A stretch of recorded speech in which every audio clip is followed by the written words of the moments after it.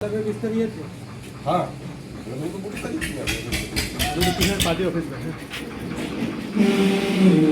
जी आते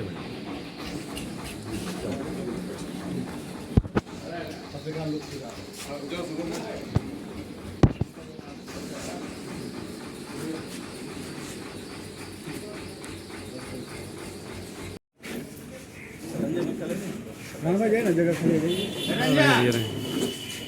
इधर हम लोग आ गए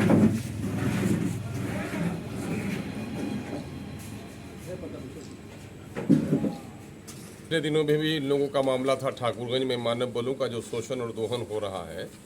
उसी मामले में ये सभी नौजवान कहने को बारोजगार लेकिन हकीकत में बेरोजगार हैं। मानव बलों को 8800 से लेकर के 1100 रुपये की तनख्वाह आज के इस ज़माने में जब बिजली का टैरिफ सरकार 8 रुपये यूनिट वसूल कर रही है तो इनका शोषण और दोहन हो रहा है। 24 घंटे इनको ड्यूटी देनी पड़ रही है, रात हो, आंधी हो, बारिश हो, हर वक्त ऑन ड्यूटी हैं।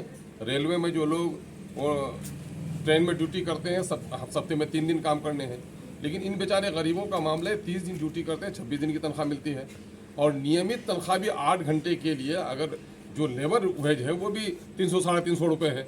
उस हिसाब से भी अगर इनको 3 दिहाड़ी होती है एक दिन की तो वाजिब इनकी दिहाड़ी होती है 25,000 से 30,000 और इनको इस तरह खटाया जा रहा है। तो यानी ये है कि बिहार सरकार कहीं ना कहीं चालाकी से करके कहीं कंपनी बनाकर कहीं आउटसोर्सिंग के नाम पर शिक्षित बेरोजगारों का शोषण और दोहन कर रही है। और अगर ये बैठ जाए तो बिजली का पूरी व्यवस्था चरमरा जाएगी। मंत्री से लेकर एमडी तक, एमडी से लेकर जेई तक महीने के पहली तारीख में तनख्वाह मिल जाए, सो के रहे तब भी तनख्वाह मिल जाए। और इन बेचारे गरीबों का मामला है, ये पोल पे चढ़ते हैं, तार का मामला है, एलटी लाइन का मामला है, 3300 केवी का मामला है और इनका कभी कभी हाथ टूटता है, कभी पैर टूटता है, कभी बुरी तरह ये लोग परेशान होते हैं। और लाइट जब चली जाती है तो ये डिफ़ॉल्ट है गवर्नमेंट का, सप्लाई नहीं दे पा रही है प्रॉपर, ये बिजली विभाग का मामला है। लेकिन इन बेचारों को गालियाँ सुननी पड़ रही हैं, लगता है कि ये अपने घर से लाइन दे रहे हैं।